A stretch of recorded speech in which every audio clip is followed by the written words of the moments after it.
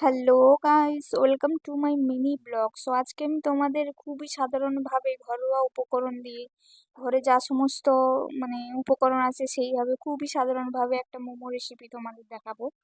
তো মোমো বানানোর জন্য যে মাংসটা সেটাকে আমি পেস্ট করে নিয়েছি, তারপর স্বাদ মতো গোলমরিচ গুঁড়ো, নুন, আদা পেস্ট, লঙ্কা কুচি, যতটা পরিমাণ মাংস ততটা পরিমাণ পেঁয়াজ, এবং সবশেষে 1 চামচ সয়া সস। তারপর এটাকে ভালো করে মাখিয়ে 1 ঘন্টা ঢাকা দিয়ে রেখে দিতে হবে।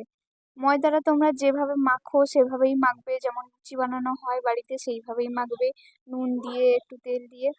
তারপর সেটাকে 1 ঘন্টা রেখে দিয়ে এইভাবে তারপর লুচির মতো বেলে পুর দিয়ে এইভাবে মুড়ে নিতে হবে। আমার মুড়োটা এতটা প্রফেশনাল নয়, কারণ আমি এতটা ভালো মুড়তে পারিনি।